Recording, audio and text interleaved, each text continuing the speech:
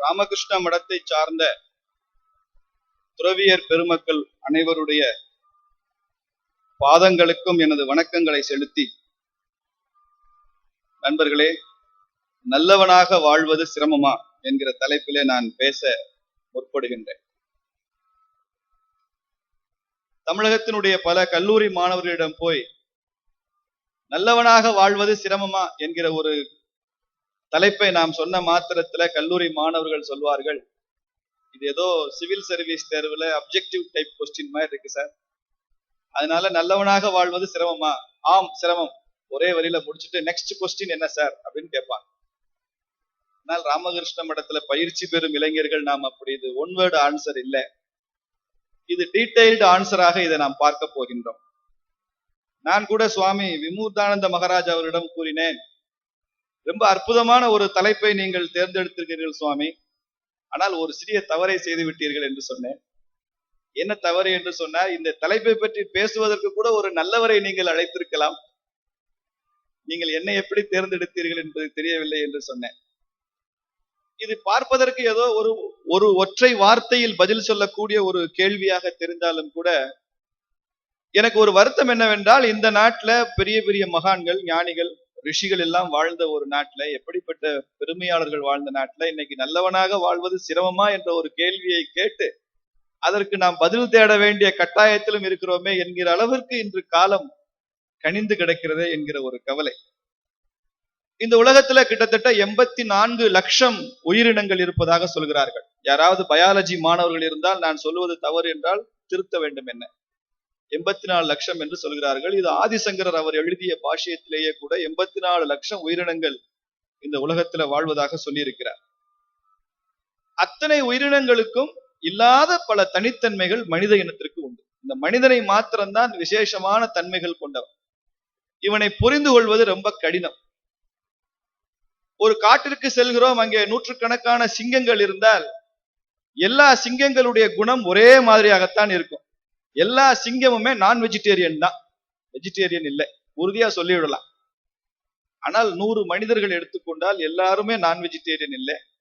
சில பேரு நான்வெஜ் சாப்பிடுவான், வெஜிடேரியன் சாப்பிடுவான், சில பேர் வித்தியாசமா நான் எக்கிட்டேரியன் அப்படிமா. ஒவ்வொருவருக்கும் ஒரு உணவு பழக்கம் இருக்கு. எல்லா புலிகளுமே இப்படித்தான் நடந்து கொள்ளும் என்பதை நான் உத்தரவாதமாக சொல்ல முடியும். ஆனால் எல்லா மனிதர்களும் இப்படி சூழல்ல இப்படித்தான் நடந்து கொள்வார்கள் என்பதை நம்மால் ஊகிக்க முடியாது. ஒவ்வொருவருக்கும் ஒரு தனித்தன்மை இருக்கிறது. இந்த மனிதர்களை கையாளுவது ரொம்ப கடினம். எனது நண்பர் ஒருவர் அடிக்கடி அவரது மகனை ஒரு மிருகத்தின் பெயர் சொல்லிதான் திட்டுவார். கொஞ்சம் பச்சையா சொல்றமே, அதுல என்ன ரொம்ப டீசென்சி, நாயின்னு சொல்லிதான் திட்டுவார் பையனே. நான் ஒரு முறை அவர் வீட்டிற்கு போயிருக்கும் போது அதே மாதிரி அந்த மிருகத்தின் பெயரை சொல்லிதான் திட்டினார். இங்க வா நாய் அப்படின்னு தான் கூப்பிட்டாரு. எனக்கு கொஞ்சம் வருத்தமா இருந்தது. என்ன சார், பையனை போய் இப்படி நாயின்னு சொல்லி கூப்பிடுறீங்களே, கோபம் வராதா? சார், இவனுக்காவது கோபம் வராது, இவனுக்கு சூடு சொரணே கிடையாது சார், இவனை எப்படி வேணாலும் கூப்பிடலாம். நான் சொன்னேன், நான் உங்க பையனுக்கு கோபம் வராதான்னு கேட்கல சார், நாய்க்கு கோபம் வந்துடாதான்னு கேட்டேன். ஏனென்றால் இந்த பையனுடன் என்னை ஒப்பிட்டு பேசுகிறாரே இவர், நான் எவ்வளவு சிறப்பான ஒரு மிருகம். எத்தனை 1000 ஆண்டு ஆனாலும் கூட விசுவாசத்திற்கு எத்தனை யுகமானாலும் ஒரு மிருகத்தை சொல்ல முடிகிறது என்றால் இவர் நாயை போல விசுவாசம் உள்ளவர் என்றுதான் என்னைக்கு சொல்றோம். கழுதையை போல உழைப்பவர், நாயை போல விசுவாசி, குதிரையை போல வேகமானவர், யானையை போல பலம் கொண்டவர். இப்படி ஒவ்வொரு மிருகத்திற்கும் கூட ஒரு தனித்தன்மை இருக்கிறதே, இந்த மனுஷனுக்கு என்ன தனித்தன்மை இருக்கிறது? இப்படி கேவலம் இந்த மனிதனோடு நம்மை ஒப்பிடுகிறாரே என்று நாய் கோபித்துக் கொள்ளாதா என்று நான் அவரிடம் கேட்டேன். பல சமயங்கள்ல யோசித்து பார்த்தார், ஒரு விலங்கை விட நமது வாழ்க்கை என்பது மிகவும் உயர்ந்ததாக இல்லை. எந்த விலங்கும் காலையில 8 மணி வரைக்கும் தூங்குறதே இல்லைங்க. இங்க ராமகிருஷ்ண மடத்துலதான் நீங்க முதல் தடவையா சூரிய உதயத்தை பார்த்திருப்பீங்கன்னு நினைக்கிறேன். கொஞ்சம் பேர் விதிவிலக்கா இருக்கலாம். காலையில 4 மணிக்கு எழுப்புனா சில முகாம்களை, என்ன சார் நடுராத்திரியில எழுப்புறீங்கன்னு கேட்கிறான். ஏன்னா அவன் 11 மணிக்கு தூங்கி 8 மணிக்கு எந்திரிப்பான். 4 மணிங்கிறது அவனுக்கு நடுராத்திரி தான் மாணவர்களுக்கு எல்லாம். ஆனால் எந்த விலங்கும் 8 மணிக்கு எழுந்திருப்பதில்லை. அது மாதிரி சூரிய அஸ்தமனமான பிறகு எந்த விலங்கும் சாப்பிடுவதில்லை, எந்த விலங்கும் வெளியில சுத்துறதில்லை. பறவைகள் எல்லாம் கூடுகளுக்குள்ள போய் வசித்து விடுகின்றன. From dawn to dusk they work. அதற்கப்புறம் அதுக்கெல்லாம் ஓய்வு நேரம் தான். ஆனா நாம இரவை பகலாக்குகிறோம், பகலை இரவாக்குகிறோம், என்ன வேணாலும் செய்ய தயாரா இருக்கும். ஒரு புலி தனக்கு பசிக்கிறதே என்பதற்காக ஒரு மானை வேட்டையாடலாம், ஒரு குதிரையை வேட்டையாடலாம். ஒரு புலி இன்னொரு புலியை கொல்வதில்லை. ஒரு சிங்கம் இன்னொரு சிங்கத்தை கொல்லாது. தன் இனத்தை தானே அழிக்காது எந்த மிருகமுமே. மனிதன் கொஞ்சம் வித்தியாசமானவன். தனது இனத்தையே அவனே அழிப்பான். ஒரு மனுஷன் இன்னொரு மனுஷனை கொல்வான். இது ஒரு வித்தியாசமான விலங்கு. இந்த மனிதனை புரிந்து கொள்ள முடியாது. விலங்குகள் கூட இப்படி செய்வதில்லை. அதுல அவனுக்கு கொஞ்ச நாள்ல ஒரு சலிப்பு ஏற்பட்டு விடும். எத்தனை நாளைக்கு இன்னொருத்தனையே கொன்று கொண்டிருப்பது. அதனால என்ன பண்ணுவான், கொஞ்சம் போர் அடிச்சா தன்னைத்தானே தற்கொலை செஞ்சு கொள்வான், சூசைட் பண்ணிக்குவான். எந்த விலங்கும் பறவையும் சூசைட் பண்ணிக்கிறதே கிடையாது. தெரியுமா உங்களுக்கு இந்த உண்மை? நான் இந்த தடவை செமஸ்டர்ல ஃபெயில் ஆயிட்டேன் அப்படின்னு ஏதாவது ஒரு சிங்கம் தற்கொலை பண்ணிருக்கேன் என்னைக்காவது? இல்ல எனக்கு காதல் தோல்வி, லவ் ஃபெயிலியர் அப்படின்னு ஒரு குதிரை போய் பாறையில இருந்து குதிச்சிருக்கான்? குதிப்பதில்லை. மனிதன் மாத்திரம்தான் தற்கொலை செய்து கொள்பவனாகவும் இருக்கிறான். இந்த உலகத்தை 100 முறை அழிக்கின்ற அளவிற்கு இன்னைக்கு அணுகுண்டுகள் உலக நாடுகளிடம் கையிருப்பில் இருக்கான். We could destroy this world 100 times. ஒரு தடவை அழித்து விட்டாலே புல் பூண்டு கூட இருக்காது. ஆனால் 100 தடவை அழிக்கிற அளவிற்கு we have the nuclear stockpile என்று சொல்கிறார்கள். அதனாலதான் மார்ட்டின் லூத்தர் கிங் ஒரு முறை சொன்னாரு, we have guided missiles but misguided men என்று சொல்கிறார். ஏவுகணைகளுக்கெல்லாம் குறி இருக்கிறது. இந்த டார்கெட்டை இப்படி போய் அது தாக்கும். மனிதனுக்கு மாத்திரம் ஒரு குறி இல்லை. அவன் எந்த வழியில் போகிறான் என்பது தெரியவில்லை. ஒரு ஒரு பசுவையோ ஒரு குதிரையோ நீங்க புல்வெளியில் மேய விட்டால் அங்க இருக்கிற இலை தலைகள் எல்லாம் சாப்பிடும் அந்த ஆடு மாடெல்லாம். ஆனால் ஒரே ஒரு இலையை இது முகர்ந்து கூட பார்க்காது. அந்த இலைக்கு பேரு புகையிலை செடின்னு பேரு. புகையிலை செடியை ஆடு மாடுகள் முகர்ந்து கூட பார்க்காது. இன்னைக்கு ஆனால் அந்த புகையிலை மாத்திரம் வைத்து இன்னைக்கு உலகத்துல எவ்வளவு பெரிய பொருளாதாரத்தை நாம் பின்னி இருக்கோம்னு பார்க்கணும். several thousand crore economy based on tobacco. ஆனால் இது ஆடு மாடுகள் முகர்ந்து கூட பார்ப்பதில்லை. அந்த அளவிற்கு அது கேடு விளைக்கும் என்பது விலங்குகளுக்கு தெரிந்திருக்கிறது. அதனால நண்பர்களை நான் சொல்ல வருகிற விஷயம் என்னவென்றால், இந்த நல்ல அப்படிங்கிற நல்ல மனிதன், நல்லவன் என்று சொல்கிறோமே, இந்த நல்ல என்ற அட்ஜெக்டிவ் இது விலங்குகளுக்கு தேவையில்லை, பறவைகளுக்கு தேவையில்லை. யாருமே இது நல்ல சிங்கம், இது நல்ல புலி அப்படிலாம் யாரும் சொல்றது இல்லை. பாம்பை மாத்திரம் தான் இது நல்ல பாம்புன்னு சொல்றாங்க. அதுக்கு காரணம் எனக்கு தெரியல. ஒருவேளை கடிச்சா டக்குன்னு கைலாசத்துக்கு போய்விடலாம், முக்தி கொடுக்கிற பாம்புன்றதுனால நல்ல பாம்பா இருக்கலாம்னு நினைக்கிறேன். ஆனால் மனிதர்களுக்கு மாத்திரம்தான் இவன் நல்ல மனுஷன், இவன் கெட்ட மனுஷன் என்றெல்லாம் சொல்கிற, பாகுபடுத்தி பார்க்கின்ற ஒரு தன்மை நம்மிடம் இருக்கிறது. ஒரு வகையில் விலங்கை விட மனிதன் தாழ்ந்தவன் தான். ஆனால் இன்னொரு வகையில பார்த்தால் விலங்கை விட மனிதன் பல மடங்கு உயர்ந்தவன். மற்றவர்களுக்காக சேவை செய்வதற்கு ஒரு விலங்கால முடியாது, ஒரு பறவையால முடியாது. ஒரு பறவைக்கு ரத்தம் தேவைப்படுகிறது என்றால் இன்னொரு பறவையால ரத்த தானம் பண்ண முடியாது. தனது உயிரையே கொடுக்க தயாராக இருக்கிற நாட்டிற்காக, இந்த மண்ணிற்காக, மக்களுக்காக சேவை செய்கிற, தியாகம் செய்கிற, தொண்டு புரிகின்ற எண்ணம் இருக்கிறதே, இது ஒரு விலங்கால பறவையால முடியாது. அடுத்த ஒரு விலங்கினுடைய பசி, ஒரு சிங்கத்தின் பசியை இன்னொரு சிங்கத்தால புரிந்து கொள்ள முடியாது. ஆனால் ஒரு மனிதனுக்கு என்ன பசிக்கும் என்பதை இன்னொரு மனிதனால புரிந்து கொள்ள முடியும். அதனால தான் சாப்பிடுவதில் கூட மிச்சம் வைத்து அந்த மனிதனுக்கு அவன் உணவளிப்பான். அப்போ ஒரு பக்கம் விலங்கை விட தாழ்ந்தவனாக இவன் தோற்றமளித்தாலும் கூட, இன்னொரு பக்கம் அந்த விலங்கை நிலை விட பல மடங்கு அவன் உயர்ந்த நிலையில இருக்கிறான். இதைத்தான் சுவாமி விவேகானந்தர் சொல்கிறார், ஒவ்வொரு மனிதனுக்குள்ளும் ஒரு பூரணத்துவம் இருக்கிறது. அதற்குத்தான் கல்வியே. இந்த மனிதனை சரி பண்றதுதான் கல்வி. கல்வியினுடைய நோக்கம் என்ன என்பதை பற்றி சுவாமிஜி கொள்கிறார், education is the manifestation of the perfection which is already in the man. மனுஷங்கிட்ட ஏற்கனவே ஒரு பூரணத்துவம் இருக்கிறது, இல்லாத ஒன்றை உருவாக்க முடியாது. அப்படி இருக்கின்ற அந்த பூரணத்துவத்தை அதனுடைய உச்சாணியில கொண்டு போய் வைப்பதுதான் கல்வியின் நோக்கமாக இருக்க வேண்டும் என்று சுவாமிஜி சொல்கிறார். ஆனால் நாம் அதிலிருந்து தவறிவிட்டு இருக்கிறோம். நமது நாட்டினுடைய பாரம்பரியமான கல்வி அப்படிலாம் இல்லை. ராமாயணத்துல ஒரு காட்சியை பற்றி நான் அடிக்கடி பல இடங்கள்ல சொல்லுவேன். கதையின்படி ராமனும் அனுமனும் சந்தித்துக் கொண்டதில்லை. காட்டுல ராமர் வந்து கொண்டிருக்கிறான், பரிவாரங்களுடன் அனுமன் ஆஞ்சநேயர் ராமனை சந்திக்க சென்று கொண்டிருக்கிறார். அப்போது லக்ஷ்மணன் சொல்கிறான் ராமனிடம், அண்ணா அதோ தூரத்திலே வருகிறாரு, அவர்தான் அனுமன், உங்கள் மீது ரொம்ப பக்தி கொண்டவர், உங்களை பார்க்க வந்து கொண்டிருக்கிறார்.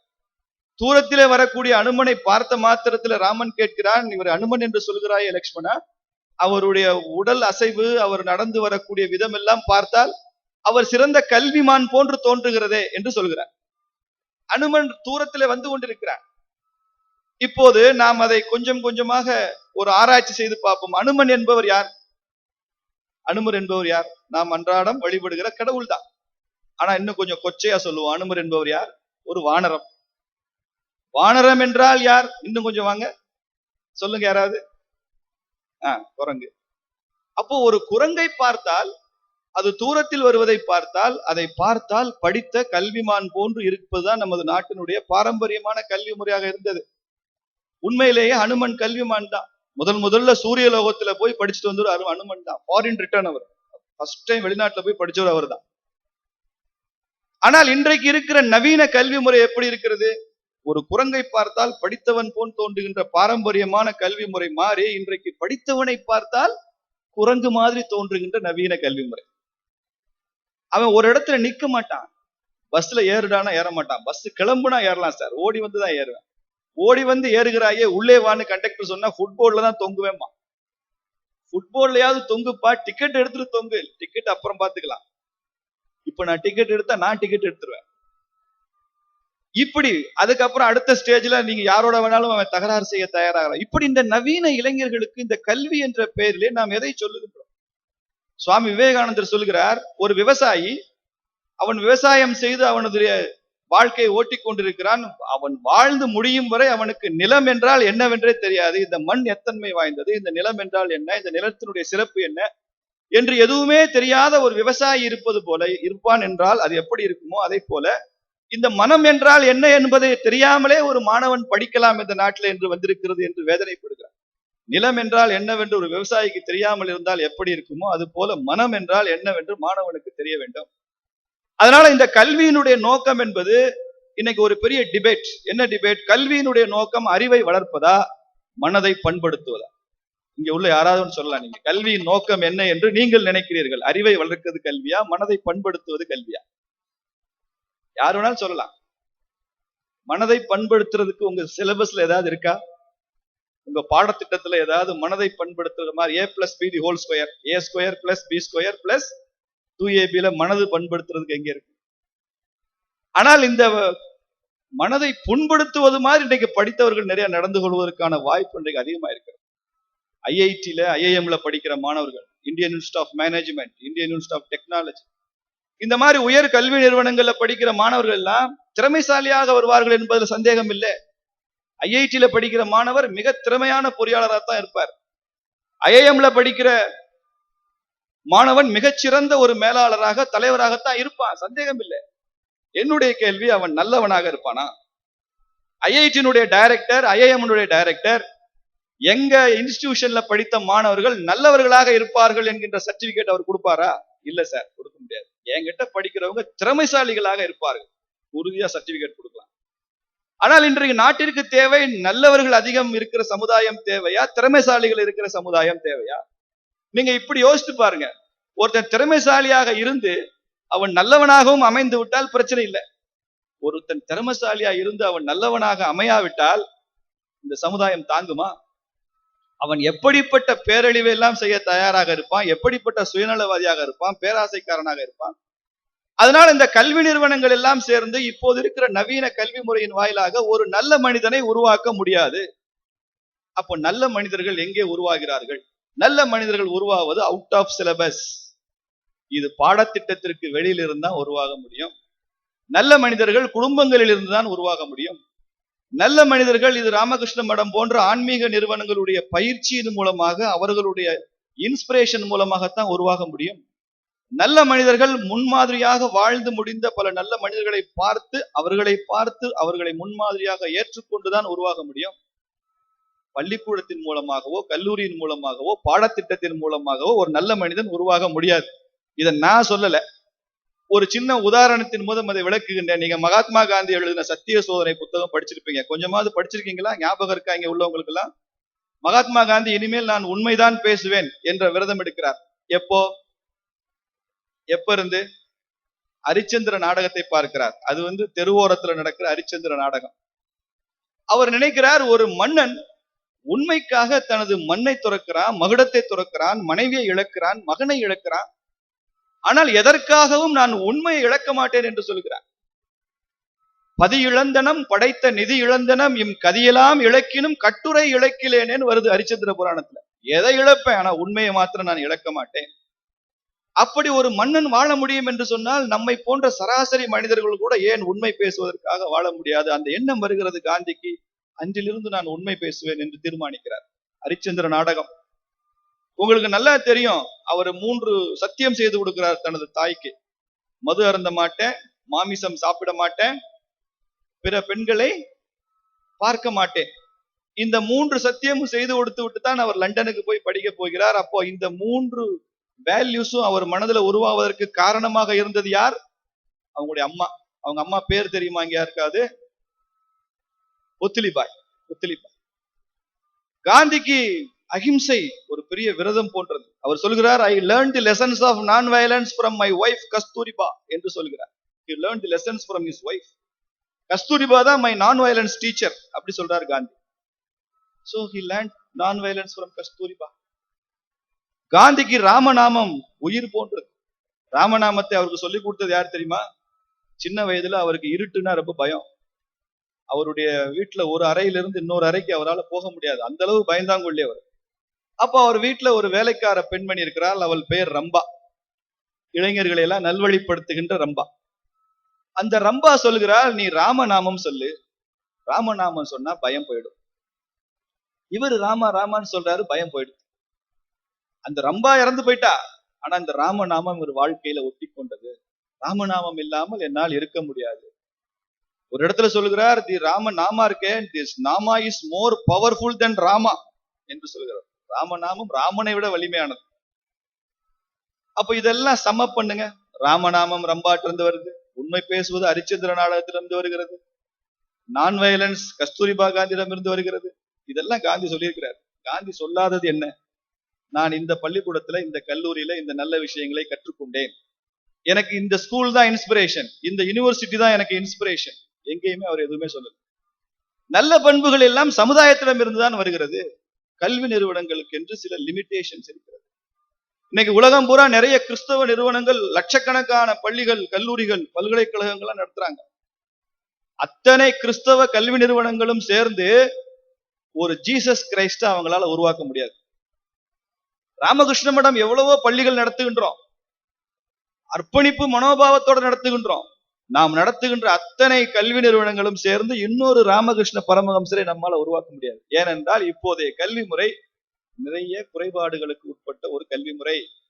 இதுல பட்டம் பெற்றவர்கள் உருவாவாங்க, பிஎஸ்சி, பிடெக், எம்காம், பிகாம். படிச்சுட்டு சும்மா இருந்தா பிகாம். என்னடா நீ தான் சொல்லிருக்கீங்க பிகாம், அமைதியா இருக்கிறேன். இப்படிப்பட்ட இளைஞர்களை நாம் தயாரிக்கிறோமே தவிர, ஒரு ராமகிருஷ்ணர் மாதிரி, ஒரு விவேகானந்தர் மாதிரி, ஒரு கௌதம புத்தர் மாதிரியான ஒரு இன்னொருத்தர் எப்படி உருவாகும்? அவங்க எல்லாம் எங்க இருந்து உருவானார்கள் என்றால், குடும்பத்திலிருந்து உருவானாங்க, சமுதாயத்திலிருந்து உருவானாங்க. அப்போ ஒவ்வொரு குடும்பமுமே ஒரு பல்கலைக்கழகம் போல இருந்தது. நல்ல மனிதர்களை உருவாக்குகின்ற பொறுப்பை பெற்றோர்கள் ஏற்றுக்கொண்டார்கள், ஆச்சாரியார்கள் அதை ஏற்றுக்கொண்டார்கள். இன்னைக்கு அந்த பணியை எல்லாம் ராமகிருஷ்ண மடம் போன்ற இயக்கங்கள் தான் செய்ய வேண்டி இருக்கிறது. இதை இன்றைக்கு பெற்றோர்கள் மறந்திருக்கிறார்கள், கல்வி நிறுவனங்கள் இதை புறந்தள்ளி இருக்கின்றன. அதனால்தான் நான் ராமகிருஷ்ண மடத்தை நமஸ்காரம் செய்வேன். இப்படி இளைஞர்கள் எல்லாம் அழைத்து 3 நாள் இங்க இருந்து இவர்களை நல்லவர்களாக, மனிதர்களாக உருவாக்குவதற்காக நாம் செய்கின்ற முயற்சி இருக்கிறதே, இது ரொம்ப அற்புதமான ஒரு முயற்சி. அதனால அந்த துறவியர்களுக்கு மறுபடியும் அவங்களுக்கு சாஷ்டாங்க நமஸ்காரத்தை தெரிவிக்கிறேன். அந்த அளவிற்கு இன்று நல்லவர்களுக்கான தேவை குறைந்திருக்கிறது. இன்னும் கொஞ்ச நாள் தான். எப்படிப்பட்ட நல்லவர்களை உருவாக்கிய நாடு இது வரலாற்றுல. மறுநாள் காலையில பட்டாபிஷேகம்னு சொல்றான் தசரதன், சரின்னு சொல்றாரு. கைகேயி சொன்ன உடனே 14 வருஷம் நீ காட்டுக்கு போகணும்னு மறுநாள் சொல்றான், சரிங்கிறான். இப்ப நானா இருந்தா என்ன சொல்லியிருப்பேன் எங்க அப்பாட்ட, நீ 14 வருஷம் காட்டுக்கு போகணும்டா அப்படின்னு எங்க அப்பா சொன்னாருன்னா, இங்க பார்ப்பா, நீ நிறைய சித்தி கல்யாணம் பண்ணி வச்சிருப்ப, ஒவ்வொரு சித்திக்கு நீ ஒவ்வொரு ப்ராமிஸ் கொடுத்திருப்பா, அதெல்லாம் I cannot honour your promise. ஏன்னா இப்போ வெஸ்டர்ன் இண்டிவிஜுவலிசம். ராமன் அப்படி சொல்லவில்லையா? தந்தையினுடைய வாக்கை காப்பாற்றுவது தலைவனுடைய கடமை. காட்டுக்கு போறான். ராமனுக்கு தாங்க அவ்வளவு, நம்ம பாஷையில சொல்ல போனா அவ்வளவு கூறு பத்தாது, காட்டுக்கு போறாரு. அவனுக்கு ஒரு சம்சாரம் இருந்தால, அவ பேர் என்ன, சீதை இருக்கிற இடத்துல என் மனைவி இருந்தான்னு வச்சுங்க. 14 வருஷம் to forest. Oh, unbelievable. Mister Seenu, you go to forest, I will go to my dad's house. நீ காட்டுல இருந்து வந்தவனே, just give me an SMS honey, I will come and join you. சொல்லிட்டு மனைவி அவங்க அப்பா வீட்டுக்கு போயிருவாளா இல்லையா? ஜனக மகாராஜா எவ்வளவு கீர்த்தி வாய்ந்த மன்னன் அந்த காலத்துல. அவனுக்கு தான் அவ்வளவு பத்தலைன்னா இவளும் காட்டுக்கு போறா. 14 வருஷம் போய் புருஷன் கூட அதுக்கு ஒரு வியாக்கியானம் வேற கொடுக்குறா. ராமன் இருக்கும் இடம் தான் சீதைக்கு அயோத்தி. சரி, இவங்க ரெண்டு தான் அவ்வளவு கொஞ்சம் செமி மூளை வளர்ச்சி பத்தல. இந்த ராமனுக்கு ஒரு தம்பி இருந்தான், அவன் பேர் என்ன, அவனுக்கு என்ன வந்துச்சு, நல்ல வேலையை அண்ணன் கிளம்பிட்டான். இந்த பரதனுக்கு கொஞ்சம் உடம்பு சரியில்லைன்னா நம்ம தான் ராஜா, அப்படி யோசிச்சிருக்கணுமா இல்லையா? இன்னைக்கு சகோதரர்கள் சண்டை போட்டுக்கிறது புரியுதுன்னு நினைக்கிறேன் உங்களுக்கு. இல்ல, நான் அண்ணன் கூட காட்டுக்கு போவேங்க. 14 வருஷம் காட்டுக்கு. உங்களுக்கு தெரியுமா, லக்ஷ்மணன் கதைப்படி 14 வருஷம் தூங்கல, ராத்திரியும் தூங்கல, பகலும் தூங்கல. 14 வருஷம் ஒருத்தர் தூங்காம இருக்க முடியுமான்றத ஆராய்ச்சி பண்ணணும். அண்ணனுக்கும் அன்னிக்குமாக தொண்டு செய்யறது. அண்ணனாவது மனைவியோட இருக்கிறார் காட்டுல, பேச்சு துணைக்காவது ஒரு மனைவி இருக்கிறார். இவருக்கு ஒண்ணும் இல்லை, அண்ணனும் அண்ணியும் தான், தெய்வம் மாதிரி. சரி, இவர் தான் கூட பிறந்த அண்ணன் காட்டுக்கு போயிட்டார். இந்த லக்ஷ்மணனுக்கு ஒரு மனைவி இருந்தா, அவ பேர் தெரியுமா உங்களுக்கு யாருக்காவது? யாராவது சொல்லுங்க பார்க்கலாம், லக்ஷ்மணனுடைய மனைவி பேரு. ஊர்மிளை. Very good. யார் சார் அது? எந்த ஊருக்காரர் நீங்க? மதுரையா இருக்கும்னு நினைக்கிறேன். இவ்வளவு அறிவாளியா இருக்கீங்களே, மதுரைக்காரரா இருப்பாரோன்னு நினைச்சா. அந்த ஊர்மிளை சொல்றா, அண்ணனும் அண்ணியும் காட்டுக்கு போறப்ப லக்ஷ்மணனை கூப்பிட்டு, நீங்க கதை படிக்கணும்.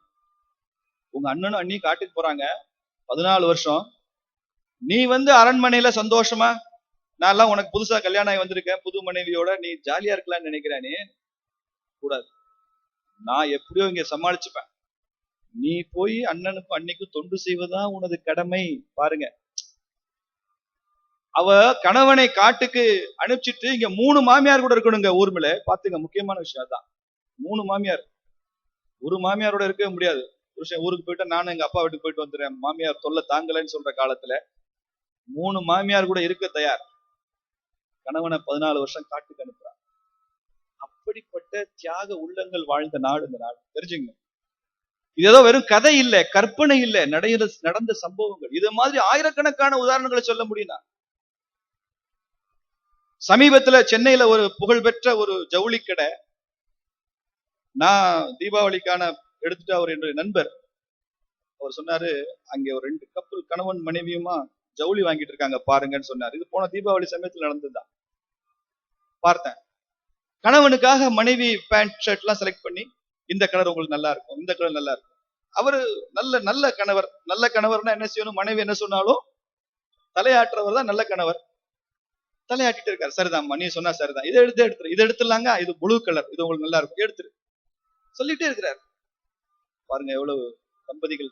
அவங்களுக்கு 40 வயசு இருக்கும், கல்யாணம் பண்ணி 10-15 வருஷம் இருக்கும். எல்லாம் எடுத்து பேக் பண்ணியாச்சு.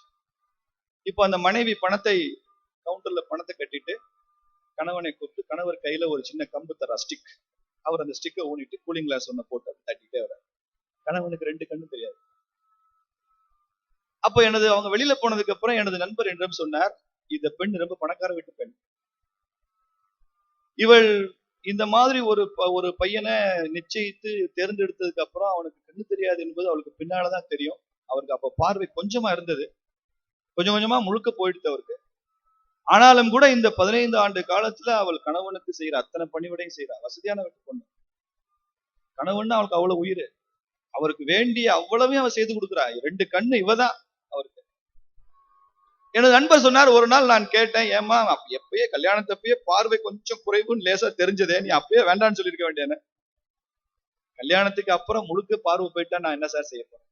இவர் தான் என் கணவன் என்பதை இறைவன் தீர்மானித்திருக்கிறார். நல்லவங்க இல்லையா அந்த நாட்டுல? சொல்லுங்க பார்க்கலாம். போன தீபாவளி நடந்தது சொல்றேன். ராமாயண கதைன்னா நீங்க 4 யுகத்துக்கு முன்னால்னு சொல்லிடுவீங்க. இப்ப 4 மாதத்திற்கு முன்னால் நடந்த கதை. எவ்வளவு அற்புதமான மனிதர்கள் நம்மை சுற்றி வாழ்ந்து கொண்டிருக்கிறார் இன்னைக்கும் கூட. அதனால இந்த கல்வி முறையின் மூலம் மாத்திரம் நமது சமுதாயத்தை நாம் மாற்றிவிட முடியாது. இது மாதிரியான நடைமுறை ரீதியான உதாரணங்கள் தேவை நாம் நல்லவர்களாக வாழ்வதற்கு. இந்த நல்லது கெட்டதுங்கிறதெல்லாம் பெர்செப்ஷன்ங்க, பார்வைதான். பார்வை. இது பல காலங்கள் யுகங்கள் தோறும் மாறிக்கொண்டிருக்கும். முதல்ல சத்திய யுகம்னு ஒன்று இருந்ததாம். அந்த சத்திய யுகத்துல தேவலோகம் என்று தனியா இருக்கும், அசுரலோகம்னு ஒன்று தனியா இருக்கும். சத்திய யுகம். அப்போ நல்லதெல்லாம் தேவலோகத்துல இருக்கும், தீமை எல்லாம் அசுரலோகத்துல இருக்கும். ஒண்ணுக்கு ஒண்ணு சம்பந்தமே இருக்காது. 2 different entities, good and bad, good and evil. அதற்கு அடுத்த யுகம் ராமாயணம் நடந்த யுகம். அது என்ன யுகம்? திரேதா யுகம். இந்த திரேதா யுகத்துல நல்லதும் கெட்டதும் தேவலோகம் அசுரலோகமாக இருந்த காலம் போய் இந்த நல்லதும் கெட்டதும் இந்த பூமிக்கே வந்துருச்சு.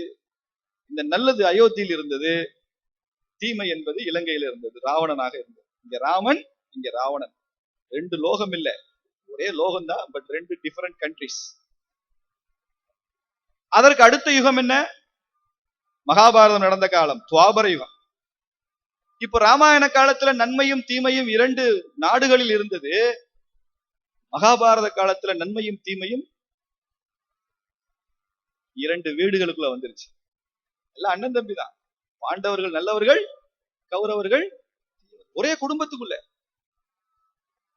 ராமாயண காலத்துல ஒரே பூமியில வந்தது, மகாபாரத காலத்துல ஒரே குடும்பத்துக்குள்ள வந்தது. இப்ப கலியுகம். சுவாமி தயானந்தர் சொல்கிறார், சுவாமி சின்மயானந்தா சொல்கிறார், இப்போ நல்லதும் தீயதும் ஒரே குடும்பத்துல இருக்காது, ஒரே மனுஷனுக்குள்ள இருக்குன்னு சொல்றாரு. கொஞ்ச நேரம் நான் நல்லவனா இருப்பேன், இந்த ராமகிருஷ்ண மடத்துல இருக்கிற வரைக்கும் தான். வெளியில போன உடனே என் சுபாவம், என் பேச்சு எல்லாம் மாறிடும். அவ்வளவு மோசமானவனா நானே இருப்பேன். கொஞ்ச நேரம் அம்பியா இருப்பேன், கொஞ்ச நேரம் அந்நியனா இருப்பேன். அப்புறம் இதுக்கு நல்லா தெரியுது, அப்புறம் ரெமோவா மாறிடுவேன். சுவாமிஜி மன்னிக்கணும். அப்படி ஸ்பிளிட் பர்சனாலிட்டி. இந்த ஸ்பிளிட்டை எப்படி அட்ரஸ் பண்றதுங்கிறது தான் இந்த கேம்ப். நாம் நல்லவர்களாக இருக்கணும், முதல் விஷயம். ரெண்டாவது விஷயம், தொடர்ந்து நல்லவர்களா இருக்கணும், எப்போதும் நல்லவர்களா இருக்கணும். அதற்கு தான் இந்த பயிற்சி. நமது வார்த்தைக்கும் செயலுக்கும் சொல்லுக்கும் கன்சிஸ்டன்சி இருக்கணும். இன்னைக்கு பெரிய பிரச்சனை என்னன்னா, நாம் நினைக்கிறதெல்லாம் நாம பேச முடிவதில்லை. ஏனென்றால் அவ்வளவு தவறாகவும் பல சமயம் நினைக்கிறோம், நல்லதே நினைப்பதில்லை. பேசுவதை எல்லாம் செயலில் கொண்டு வர முடிவதில்லை. நல்லது செய்யணும்ன்ற உத்வேகம் நமக்கு ரொம்ப குறைவாக இருக்கிறது. இந்த மூணையும் ஒரே நேர்வரிசையில கொண்டு வந்து விட்டால் பூரண மனிதனாக மாறுகிறோம். நமது சிந்தனை, சொல், செயல் மூணுக்கும் கன்சிஸ்டன்சி வந்துட்டா நாம பூரண மனிதனாக மாறுகிறோம். இந்த நல்லதும் கெட்டதும் ரிலேட்டிவ் சென்ஸ் தான், தெரிஞ்சுக்கணும். நீங்க ரியல் சென்ஸ்ல இதுக்கு வேல்யூ இல்ல, குட் அண்ட் பேட். இந்த உலகத்துல ஒரே ஒரு மனுஷன் தான் இருக்கான்னு வச்சுங்க, சீனிவாசன் தான் இருக்கான் அந்த உலகத்திலே, வேற மனுஷனே கிடையாது. இப்ப நான் கேட்கறதுக்கு பதில் சொல்லுங்க. ஒரே ஒரு மனிதன் தான் அந்த உலகத்துல இருந்தா, அவன் உயரமானவனா குள்ளமானவனா? தெரியாது. அவன் ஆணா பெண்ணா? தெரியாது. அவன் கருப்பா சிவப்பா? தெரியாது. அவன் நல்லவனா கெட்டவனா? தெரியாது. அவன் இந்தியனா பாகிஸ்தானியா? அப்படி நாடுகளே இல்லை. அப்போ real சென்ஸ்ல there is no meaning for good and bad, but in relative terms ரெண்டு மனிதர்கள் வந்துட்டாங்க. இப்போ இவர் உயரமானவரா குள்ளமானவரா, இவர் கருப்பா இவர் சிவப்பா, இவர் ஆணா இவர் பெண்ணா, சொல்லலாமா இல்லையா? அப்போ ரிலேட்டிவ் சென்ஸ்ல தான் இதுக்கு மரியாதை. பெரிய ஞானியாக நீங்க மாறிவிட்டால் நன்மை தீமை எல்லாவற்றையும் கடந்து ஒரு உயர்ந்த நிலைக்கு நாம் போய்விடலாம். ஆனால் நடைமுறை மனிதராக இருக்கும் போது நன்மை தீமை என்கின்ற அவசியம் தேவை. இப்ப என் பையில 1000 ரூபாய் நோட் இருக்கு. This is 1000 rupee currency note in relative sense, but in real sense it is a piece of paper. ஒரு கழுதைக்கு ஒரு பேப்பரையும் கொடுங்க சாப்பிடும், ஒரு 1000 ரூபாய் நோட்டையும் கொடுத்தாலும் சாப்பிடும். அதுக்கு 1000 ரூபாய் தெரியாது, கலரா இருக்கு இந்த பேப்பர், அது வெள்ளையா இருக்கு, அவ்வளவுதான். இதை நான் புரிஞ்சுக்கணும். உயர்ந்த நிலையில இருக்கிறது என்னது, சாதாரண மனிதர்களோட வாழ்க்கையில சமுதாயத்துல வாழும் போது இருக்கின்ற நன்மை தீமைகளை புரிஞ்சு கொள்ளணும். அப்போ good and bad is a perception. இது யுகங்கள்ல இருக்கக்கூடியது மாறுகிறது, இது நமது பார்வையின்படியும் மாறும், தெரிஞ்சுக்கணும். ஒரு தடவை பகவான் சொன்னாரு துரியோதனனை கூப்பிட்டு, நீ போய் உலகத்துல எத்தனை நல்லவங்க இருக்காங்கன்னு பாத்துட்டு வா. அப்படியே போனா துரியோதனன். எங்க போறதுன்னு கேட்டான். நீ அப்படியே போ, சென்னைக்கு போ, மயிலாப்பூர் பக்கம் போ, அங்க போய் எத்தனை பேர் இருக்கு நல்லவங்க இருக்காங்கன்னு பாத்துட்டு வா. துரியோதனன் வந்து அப்படியே பார்த்தான், எல்லாரையும் போய் பார்த்தான். போய் ஒரு வாரம் கழிச்சு திரும்பி போய் கடவுள்கிட்ட ரிப்போர்ட் பண்ணா, உலகத்துல ஒருத்தர் கூட நல்லவே இல்லை, எல்லாம் ஃப்ராட், செக்ஷன் 420 எல்லாம். காலேஜ் பையன் காப்பி அடிச்சுதான் பாஸ் எழுதுறான், பிட் அடிச்சு பாஸ் பண்றான். மதுரையில ஒரு பையன்கிட்ட கேட்டேன், ஏன்டா பிட் அடிக்கிற? அவன் சொன்னா, சார் மதுரையை பத்தி உங்களுக்கு தெரியாது, சிவபெருமானே பிட்டுக்கு மண் சுமந்த இடம் சார் இது, அதனால பிட் அடி. எல்லா குறைகளையும் சொல்ல துரியோதனன் கடவுள்கிட்ட சொன்னா, நல்லவனே உலகத்துல கிடையாது. அது மயிலாப்பூர் பக்கத்துல சான்ஸே கிடையாது. அடுத்து தர்மனை கூப்பிட்டார், நீ போய் உலகத்துல போய் கெட்டவங்கள எத்தனை பேருக்கு எண்ணிட்டோம். துரியோதனர் தர்மர் வந்தார், எல்லாரையும் பார்த்தா அவருக்கு யாரை பார்த்தாலும் நல்லவரா தெரியுது, எல்லாரும் உயர்ந்தவங்களா தெரியுது. அவர் திரும்பி கடவுள்கிட்ட போனார், சுவாமி நான் பார்த்தேன், எல்லாம் சுத்தி பார்த்தேன், ஒரு கெட்டவன் கூட தெரியல. நம்ம ஊருக்கு வந்து தான் சொல்லியிருக்கிறாரு தர்மம். அப்ப நம்ம எல்லாம் இல்ல, நல்ல வேலை, எல்லாம் நல்லவங்களா இருக்கிறாங்க. அப்போ அதே ஊர், அதே ஆட்கள், துரியோதனனுக்கு எல்லாமே கெட்டவையாக தெரிகிறது, தர்மனுக்கு எல்லாமே நல்லதாக தெரிகிறது என்றால் பெர்செப்ஷன், நாம் பார்க்கின்ற பார்வை எது, அதுல நல்லது கெட்டது இருக்கிறது, அதை புரிஞ்சுக்கணும். நல்லதும் கெட்டதும் யுகங்களில் மாறும், ஒப்புமையில் மாறும், பார்வையில் மாறும். கடைசியா சொல்றேன், நல்லதும் கெட்டதும் யுக தர்மத்துல கூட மாறும். யுக தர்மத்துல மாறும். ராமாயணத்துல பார்த்திருப்போம், ராமன் ராவணன் நிராயுதபாணியாக இருக்கிறான். அப்ப சொல்லுகிறான், இன்று போய் நாளை வா. ஏன்? யுத்த தர்மத்துல நிராயுதபாணியை கொல்லக்கூடாது. அதே ராமனுடைய அடுத்த அவதாரம் தானே கிருஷ்ணாவதாரம். அதே கிருஷ்ணாவதாரத்துல கர்ணன் நிராயுதபாணியா இருக்கிறான் குருட்சேத்திரத்துல. அப்ப கிருஷ்ணர் சொல்கிறார் அர்ஜுனை பார்த்து, அவனிடம் ஆயுதம் இல்ல அர்ஜுனா, சரியான தருணம், அவனை தாக்கு சொல்லுகிறார். அப்ப கர்ணன் சொல்றான், ஏ கிருஷ்ணா, நீ என்ன இப்படி ஆயுதம் இல்லாத என்னை தாக்க சொல்கிறாயே, இதுதான் தர்மமா அப்படி கேட்கிறான். கிருஷ்ணர் பதில் சொல்கிறார், தர்மத்தை பத்தி நீ பேச.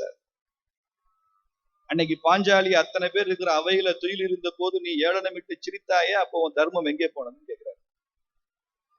அப்ப ராமாவதாரத்துல ராமனாக வந்தவர் நிராயுதபாணியை பார்த்து இன்று போய் நாளை வா என்று சொன்ன திருமால், கிருஷ்ணாவதாரத்துல நிராயுதபாணியாக இருக்கிறான், அவனை தாக்கு என்று சொல்கிறாரு. என்ன காரணம்? அப்ப ராமரை கெட்டு போயிட்டார திருமால்? நல்லவனா இருந்தாரு, இப்ப கெட்டு போயிட்டாரு அர்த்தம் இல்ல.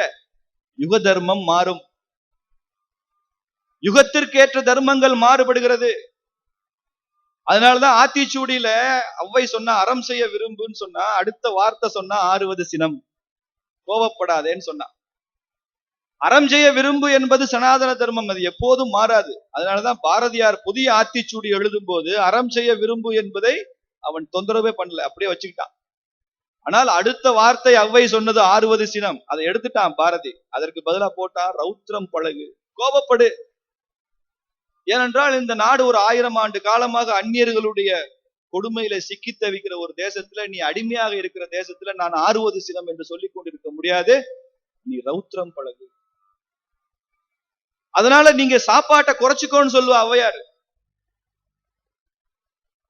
இவன் சொல்லுவான் ஊன் மிக விரும்புமா, நல்லா சாப்பிடு. பாரதி சொல்ற இது யுக தர்மம்.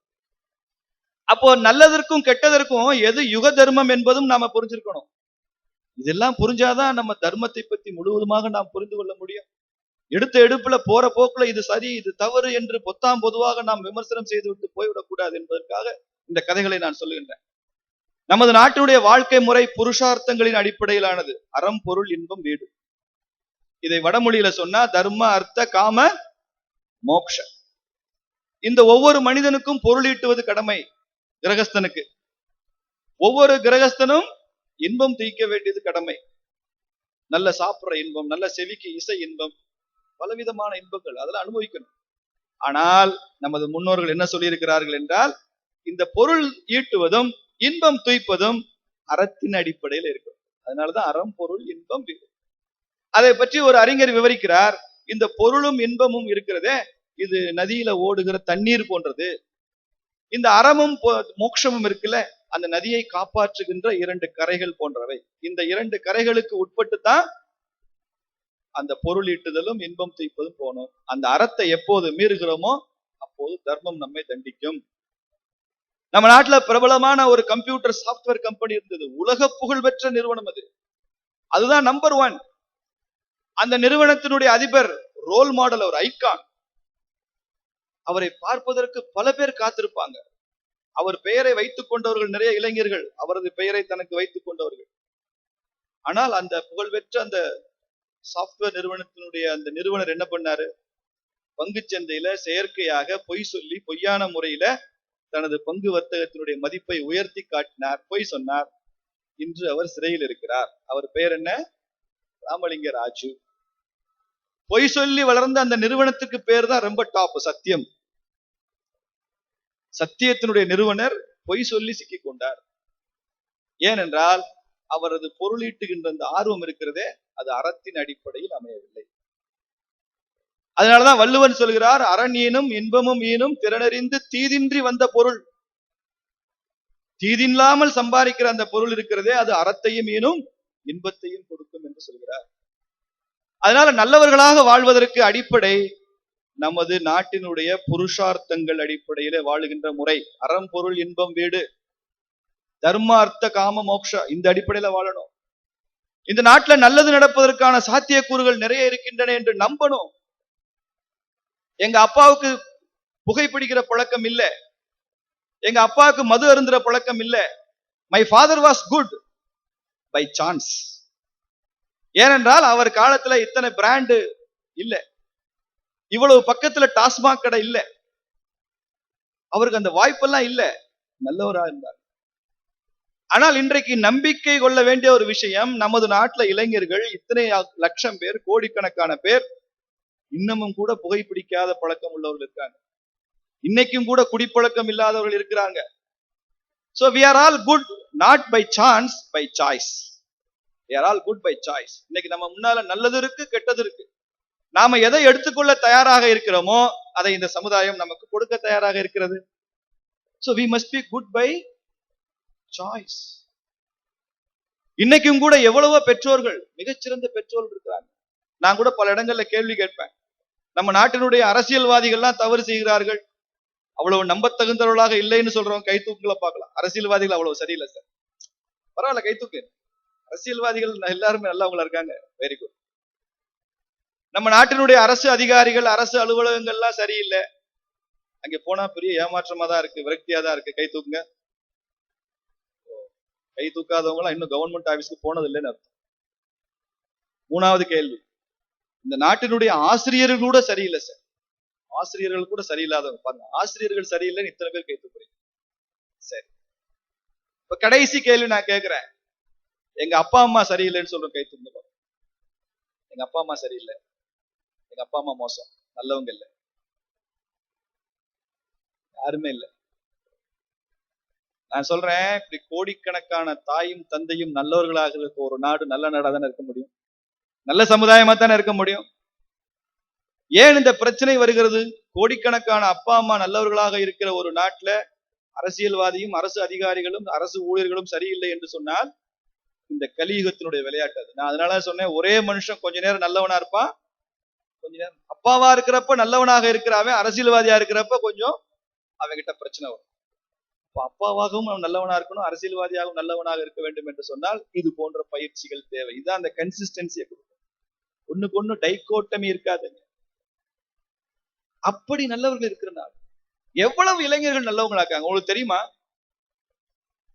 பல மாவட்டங்கள்ல ஏப்ரல் மே மாதங்கள்ல மாவட்ட ஆட்சித்தலைவர் தலைமையில கூட்டம் நடக்கும். அப்போ பிரபலமான மருத்துவமனைகளுக்கு எல்லாம் இந்த 2 மாதத்துல எவ்வளவு ரத்தம் தேவைப்படுகிறது, அது பற்றாக்குறை ஏற்பட்டால் அந்த சிக்கலை எப்படி சமாளிப்பதுன்னு அவசர கூட்டம் நடத்துவாங்க. என்ன காரணம்? ஏனென்றால் ஏப்ரல் மே மாதங்கள்ல ரத்த வங்கிகள்ல குறை ஏற்படுகிறது. தென் மாவட்டங்கள்லாம் அது ரொம்ப சகஜம், சென்னை நிலைமை எனக்கு தெரியல. ஏன் ஏற்படுகிறது? அப்பதான் காலேஜ் எல்லாம் லீவ், விடுமுறை நாள். அப்போ ரத்த தானம் செய்வதற்கு மாணவர்கள் இல்லை, இளைஞர்கள் இல்லை. அதனால பல அறுவை சிகிச்சைகள் தள்ளி போடப்படுகின்றன. பல உயிர்காக்கும் ரத்த வங்கிகள் ரத்தம் இல்லாத நிலைமை ஏற்படுகிறது. பல அரிய வகை ரத்தங்களுக்கு எல்லாம் பிரச்சனை ஏற்படுகிறது. அப்போ இந்த நாடு முழுக்க முக்கியமான மருத்துவ உதவியை செய்து கொண்டிருப்பவர்கள் யாருன்னா நம்ம இளைஞர்கள் தான், நம்ம கல்லூரி மாணவர்கள் தான். அதனாலதான் சொல்லுவேன், நம்ம பெரியவர்கள்ட்ட எல்லாம் அந்த மாணவர்கள் எல்லாம் பழிச்சு பேசாதீங்க. ஐயோ ஸ்டூடெண்ட்னாலே மோசம் சொல்லாதீங்க. அவன் ரத்தம் தான் உங்க உடம்புல ஓடுது. பைபாஸ் சர்ஜரி பண்ணிருக்கீங்களா? ஆமா. பிளட் பேங்க்ல வாங்கினீங்களா? ஆமா. அநேகமா அவ்வளவு துள்ளி குதிச்சு ஓடுறீங்களே பைபாஸ் சர்ஜரிக்கு அப்புறம், இது ஒரு இளைஞனுடைய ரத்தம் என்பதனால தான் இவ்வளவு துள்ளி குதித்து நீங்கள் ஓடுவீங்க. இன்னும் தியாகம் செய்யறானே நம்ம இளைஞன், நல்ல பண்பு இல்லையா அது? அப்ப இங்க ரெஸ்பான்சிபிள் சன், அப்பா அம்மாவை மதிக்க தெரிந்த பையங்க நம்ம நாட்டுல அதிகம். ஒரு அப்பா தெரியும் எனக்கு, அவர் ரொம்ப கோவப்படுவார், கோவப்பட்டு அடி ஆடி அழிச்சுவார். பச்சையா சொல்லலாம், ஒரு பிராமண சமுதாயத்தை சார்ந்த ஒரு முதுகுலத்தூர்கார், டேய் நான் முதுகுலத்தூர் பாப்பாண்டா அப்படின்னு சொல்லிட்டு அடி அடி அடிப்பாரு. அந்த ஊருக்காரன்னு அவ்வளவு வீரம் இருக்குமா. ஒரு நாள் பையன் தப்பு பண்ணிட்டான், அப்பாவுக்கு 50-55 வயசு ஆகும், ஹெட் மாஸ்டர் இருக்காரு, பையனுக்கு ஒரு 20 வயசு இருக்கு. 20 வயசு பையனும் அடி டம்னு பெரம்படுத்து அடிச்சுட்டாரு. அடிச்சு அவருக்கு பிபி எல்லாம் ஏறி மயங்கி விழுந்துட்டாரு. அப்பா இவ்வளவு நேரம் அடிச்சாரு, மயங்கி விழுந்துட்டாரு. பையன் என்ன பண்ணா, அப்பாவை தூக்குனா, உடனே ஹாஸ்பிட்டலுக்கு சைக்கிள்ல வச்சு ஏதோ வண்டியில வச்சு கொண்டு போனா, அப்பாவுக்கு தேவைப்பட்ட உதவி எல்லாம் பண்ணா, அப்பாவை காப்பாத்திட்டான். அந்த டாக்டர் சொன்னாரு, சரியான நேரத்துல நீங்க அப்பாவை கொண்டு வந்து ஆஸ்பத்திரியில சேர்த்தீங்க, அதனால உயிர் காப்பாற்றப்பட்டது. எந்த அப்பா 1/2 மணி நேரத்துக்கு முன்னால வரைக்கும் இவரை பெரும்பாலும் அடிச்சு துவைச்ச அப்பா. அப்போ இந்த மாதிரி நல்ல பையங்க எங்க பார்க்க முடியும்? நம்ம நாட்டுல தான் பார்க்க முடியும். நல்ல அப்பா அம்மா இந்த நாட்டுல தான் பார்க்க முடியும். நல்ல சன்னியாசிகள் நம்ம நாட்டுல தான் பார்க்க முடியும். இன்னும் பல பேர் நல்லவங்களா இருக்காங்க. ஆனாலும் கூட நமக்கு ஏன் நம்மை சுற்றி தீய செயல்களே நடப்பதாக தோன்றுகிறது என்று சொன்னால், அதற்கு ஒரு பெரிய காரணம் நமது ஊடகங்கள், பத்திரிகைகள் தான். இன்னைக்கு சென்னைக்கு வந்து சென்ற ஒரு 20,000 பேருந்துகள் எந்த விதமான விபத்துமின்றி, உரசலுமின்றி, பிரச்சனையின்றி அவரவர்கள் ஊருக்கு சென்றார்கள். அப்படி நாளை காலைல பத்திரிகையில செய்தி வருமா? 20,000 பேருந்துகள் சென்னைக்கு வந்து எந்த பிரச்சனையும் இல்லாமல் சென்றன, திரும்பி சென்றன. வராது. ஏதாவது 2 பேருந்துகள் ஒண்ணுக்குள்ள ஒண்ணு மோதிக்கிட்டா செய்தியா வருமா இல்லையா? கணவனும் மனைவியும் இன்று தமிழ்நாட்டில் இருக்கக்கூடிய ஒரு 1.5 கோடி குடும்பங்களில் இன்று கணவனும் மனைவியும் ஒற்றுமையாக இருந்தார்கள். நாளைக்கு பத்திரிகையில செய்தி கிடையாது. ஏதாவது ஒரு இடத்துல கணவன் மனைவிக்கும் பிரச்சனை, கணவன் தலையில் கல்லை தூக்கி போட்டு விவரிக்க முடியாது. அவ்வளவு கொடுமையான வார்த்தைகள் அது செய்தியா வருகிறதா இல்லையா? அப்போ எது விதிவிலக்கோ அதுதான் செய்தி. நமக்கு எது நியூசன்ஸ் வேல்யூவோ அதுதான் பிரஸுக்கு நியூஸ் வேல்யூ. அப்போ அந்த அப்படிப்பட்ட செய்திகளாக பத்திரிகையில பார்க்கிறோம். ஒரு 2-3 பக்கத்தை எடுத்துக்கொண்டால், இங்க விபத்து, இங்க கொலை, இங்க பிரச்சனை, இங்க மாணவனை ஆசிரியரை அடித்து விட்டான், ஆசிரியரை மாணவனை அடித்து ஊர் மக்கள் மாணவரை அந்த ஆசிரியரை அறைக்குள் போட்டு பூட்டி வைத்தனர், காவல்துறை வந்து மீட்டது.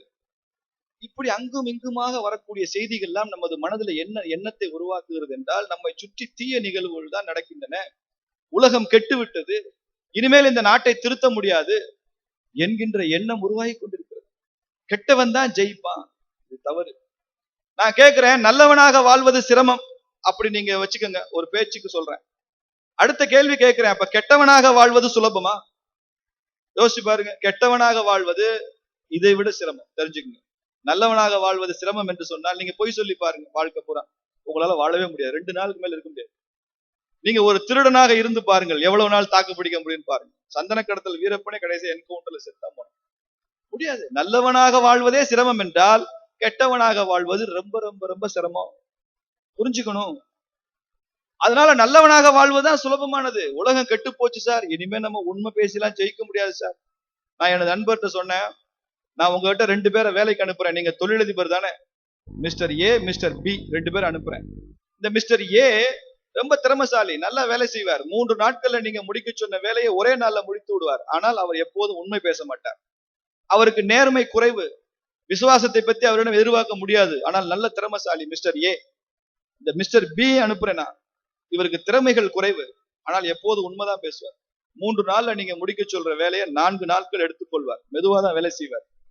இப்படி 2 பேரை நான் உங்களிடம் வேலைக்கு அனுப்பினால் நீங்கள் எந்த ஊழியரை தேர்ந்தெடுப்பீர்கள்னு கேட்டேன். அவர் சொன்னாரு, திறமை கம்மியா இருந்தாலும் பரவாயில்ல சார், அந்த உண்மை பேசுற ஊழியரை தான் நான் தேர்ந்தெடுப்பேன், இந்த நேர்மையாக இருக்கிற ஊழியரை தான் நான் தேர்ந்தெடுப்பேன். அப்பதான் நான் நிம்மதியா வீட்டுல ராத்திரில போய் தூங்க முடியும். ஏனென்றால் இந்த திறமைசாலி எப்ப என்ன செய்வான்னு தெரியாது. So values will never become valueless. பிரச்சனை என்னவென்று சொன்னால், there is a serious conflict between values and valuables. நாம் அதிகமாக வேல்யூஸ் பேசுறோம், ஆனால் நமது உள் மனதுல வேல்யூபிள்ஸை தான் நம்ம அப்ரிஷியேட் பண்றோம். நமது வீட்டில் அமர்ந்து பேசிக் கொண்டிருக்கிறோம் என்று சொன்னால், நம்மை விட இளைஞர்கள் மனதுல நாம டைனிங் டேபிள் உட்கார்ந்து சாப்பிட்டு கொண்டிருக்கும் போது ஒரு பக்கத்து வீட்டுக்காரரை பார்த்து, அவர் 4 பங்களா கட்டிட்டாரு, இப்ப இன்னோவா கார் வாங்கி விட்டார், ரொம்ப ஒரு வசதியான வாழ்க்கை வாழ்ந்து கொண்டிருக்கிறார் என்பதை அவரது வெற்றியின் அடையாளமாக நாம் பேசுகின்றோம். இதை கேட்கின்ற ஒரு மாணவன் மனதுல என்ன கருத்து உருவாகிறது என்று சொன்னால், நாமும் இவரை போல வளர்ந்து பெரியவனாகும் போது எனக்கு 4 வீடு, 4 காரு, பெரிய பெரிய வாய்ப்பு வசதிகள் இவற்றையெல்லாம் வைத்துக் கொண்டால்தான் நானும் மரியாதைக்குரியவனாக வருவேன் என்கின்ற எண்ணம் அவனுக்கு ஏற்படுகிறது. நாம் எப்போதாவது நமது வீட்டுல அப்பா அம்மாட்ட, நம்ம தம்பிகள்கிட்ட, அண்ணன்ட்ட, சகோதரிட்ட, இந்த ஆசிரியர் எவ்வளவு அற்புதமானவர் தெரியுமா, ஒரு நிமிடம் கூட காலதாமதமாக வகுப்பறைக்கு வரமாட்டார், மிக அற்புதமாக பாடம் நடத்துவார். இந்த அரசு ஊழியரை பற்றி பேசும்போது, இவர் இத்தனை ஆண்டு காலமாக அரசு ஊழியராக இருக்கிறார், 5 பைசா இதுவரைக்கும் அவர் லஞ்சமாக வாங்கியதில்லை, அவ்வளவு அற்புதமான மனிதர். இவர் பாருங்கள், ஓய்வு பெற்ற ஒரு காவல்துறை அதிகாரி, மிக உயர்ந்த பதவியில இருந்தவர், எவ்வளவு எளிமையாக ஒரு வீட்டிலே வாழ்கின்றார். இப்படியெல்லாம் நாம் பேசி பேசி பேசினால் அதை கேட்டுக்கொண்டிருக்கின்ற மாணவனுக்கு நாமும் இதை போன்ற வேல்யூஸோடு வாழ வேண்டும் என்கின்ற எண்ணம் வருமா வராதா? நல்லதை பற்றின அக்கறை வருமா வராதா? We always appreciate valuables, not values. This is the problem of the Indian mindset now. ஒரே ஒரு கதை மாத்திரம் சொல்லி முடிச்சு விடுகிறேன். ரெண்டு புலவர்கள் இருந்தாங்களாம், தமிழ் புலவர்கள். ஒருத்தர் எப்போதுமே மன்னனை புகழ்ந்து பாடிக்கொண்டே இருப்பாராம். மன்னனை புகழ்ந்து பாடுவதால் அவருக்கு நிறைய பணம் கிடைத்தது, பட்டாடை கிடைத்தது, பல்லக்கெல்லாம் கிடைத்தது. அவருடைய நண்பர் ஏழை புலவர், அவர் மன்னனை புகழ்ந்து பாட மாட்டார், எப்போதும் இலக்கணம் இலக்கியம் எழுதி கொண்டிருப்பார். ஒரு நாள் இந்த ஏழை புலவனை பார்ப்பதற்காக பணக்கார புலவர் போகிறார், நண்பனை பார்க்கலாமே. நண்பன் குடிசை வீட்டிலே அமர்ந்து கொண்டு கஞ்சி குடித்துக் கொண்டிருக்கிறார் அந்த ஏழை புலவர். அவரை பார்த்த மாத்திரத்துல இந்த பணக்கார புலவருக்கு கொஞ்சம் வருத்தம் ஏற்படுகிறது. எவ்வளவு திறமைசாலி நீ, இப்படி குடிசையில அமர்ந்து கஞ்சி குடித்துக் கொண்டிருக்கிறாயே நண்பா என்று சொல்லிவிட்டு சொல்கிறார், நீ மாத்திரம் கொஞ்சம் மன்னனை புகழ்ந்து பாட கற்றுக்கொண்டிருந்தால் இப்படி குடிசையில் அமர்ந்து கஞ்சி குடிக்க வேண்டிய அவசியம் இல்லையே என்று கூறுகிறார். அதை கேட்ட மாத்திரத்துல அந்த ஏழை புலவன் திரும்ப பதில் சொன்னானா, நீ மாத்திரம் இப்படி குடிசையிலே உட்கார்ந்து கஞ்சி குடிக்க கற்றுக்கொண்டிருந்தால் இப்படி மன்னனை புகழ்ந்து பாட வேண்டிய அவசியம் இல்லையே என்று சொன்னார். அதனால நாம தெளிவாக வாழ்க்கையில முடிவு செய்ய வேண்டிய தருணம் இது நண்பர்களே. நாம் மன்னனை புகழ்ந்து பாடினால் கஞ்சி குடிக்க வேண்டிய அவசியம் இல்லை, உண்மைதான். This is called appreciating the valuables. ஆனால் நாம் கஞ்சி குடிக்க தயாராக இருந்தால் மன்னனை புகழ்ந்து பாட வேண்டிய அவசியம் இல்லை.